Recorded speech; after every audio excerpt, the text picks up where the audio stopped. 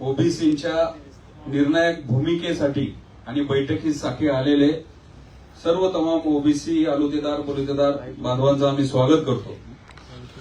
गेल्या 2 वर्षापासून ज्या प्रकारे महाराष्ट्रामध्ये झुंडशाही चाललेली आहे, वेगळं आरक्षण दिलेलं असतानाही कशा प्रकारे समाजाच्या आणि झुंडशाहीच्या जोरावर एक सामाजिक कार्यकर्ता म्हणून घेणारा कशा प्रकारे ओबीसीच्या आरक्षणामध्ये घुसखोरी करण्यासाठी या महाराष्ट्राला आणि या सरकारला दबाव टाकून असे निर्णय घेण्यास भाग पाडत आहे।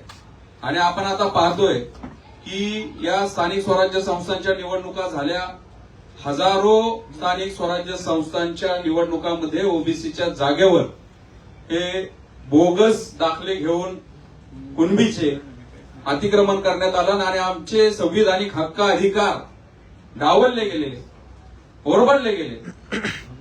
या संदर्भामध्ये महाराष्ट्रामध्ये जी सामाजिक दुही माजवली ती त्या अंतरवालीच्या मनोज जरांगेंनी, मग ओबीसीचे मंत्री असतील, मुख्यमंत्री असतील, ओबीसीचे आमच्यासारखे सामाजिक कार्यकर्ते असतील, त्यांना शिवीगाळ करून दमदाटी करून हे सगळं महाराष्ट्राने बघितलं।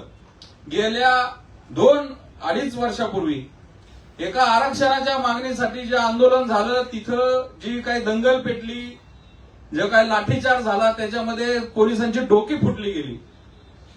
आणि त्यानंतर जे सुरू झालं ते महाराष्ट्रासाठी, महाराष्ट्राच्या जे पुरोगामी आपण जो महाराष्ट्र म्हणतो, संविधानिक याच्यावर चालणारा महाराष्ट्र म्हणतो, या महाराष्ट्राचा कायमा फासणाऱ्या ह्या ज्या घटना आणि ही सगळी घडामोड चालू झाली, गावबंदी केली गेली। आमचे भुजबळ साहेब असतील, आमचे पंकजाताई असतील, आमचे धनुभाऊ मुंडे असतील, आमचे सगळे ओबीसीच्या नेत्यांची जात काढायची, त्यांना शिव्या द्यायच्या।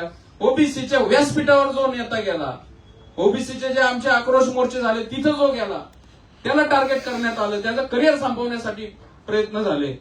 आता सध्याच्या महाराष्ट्रामध्ये चालू आहे गेल्या 8 ते 10 दिवसामध्ये कशा प्रकारे मुख्यमंत्र्यांची आईमाई काढली जाते, कशा प्रकारे ओबीसीचे नेते आणि ओबीसीच्या एका तेली समाजातून येणारे बावनकुळेजी, त्या बावनकुळे साहेबांवर एकदम खालच्या दर्जात बॉडी शेमिंग करणारं वक्तव्य केलं जातंय, त्यांना काय काय उपमा केल्या जातात, त्यांना ते कालकेय म्हणलं जातंय, काय म्हणलं जातंय।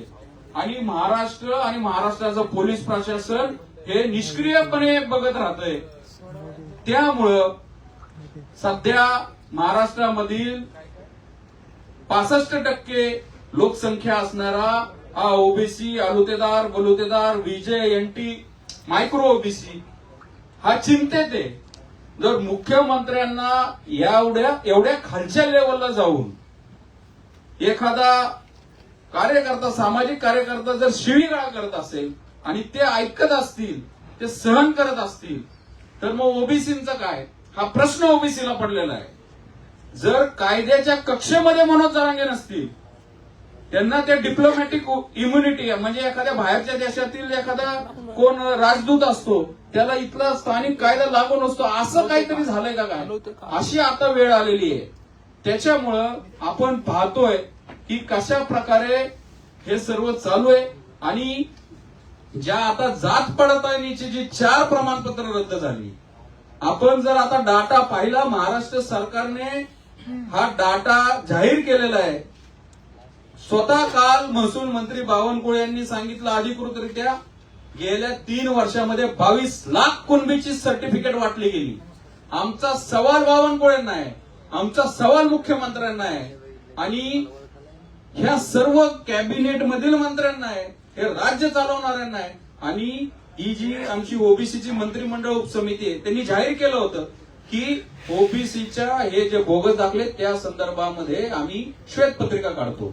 मग आमचं म्हणणं असं आहे की मग जर कुणबीच्या नोंदी होत्या तर एवढ्या वर्ष कशा निघल्या नाहीत, आणि निघल्या तर मग आता 22 लाख नोंदी दिल्या, म्हणजे हे भाग पडलेलं आहे। आणि त्या 22 लाख दिल्या, त्याच्यामधले आता या स्थानिक स्वराज्य संस्थांसाठी, नोकऱ्यांसाठी, शिक्षणासाठी अनेक हजारो दाखले दिले, त्यातल्या फक्त 4 पडताळण्या फेटाळल्या। म्हणून हा मनोज जरांगे सरकारवर दबाव टाकतोय, मंत्र्यांवर दबाव टाकतोय, मी बघतो म्हणतोय, मी सरकारचा बाप आहे म्हणतोय, मुख्यमंत्र्यांना दाखवतो म्हणतोय।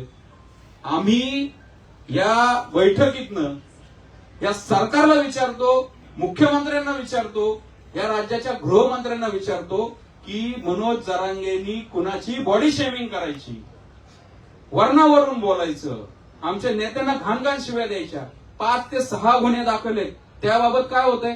तो एसआयटी जी नेमली होती, सभागृहात चर्चा झाली होती, अंतरवालीमध्ये जी दगडफेक झाली, त्या एसआयटीचं काय झालं? त्याचा सूत्रधार तुम्हाला सापडतो का नाही? तुम्ही स्वतःच्या ह्या निष्क्रिय आणि बोटचेप्या भूमिकेमुळं हा महाराष्ट्रामध्ये पायंडा पडतोय. अशाच शिव्या जर आमच्यातल्या कोणी आमच्या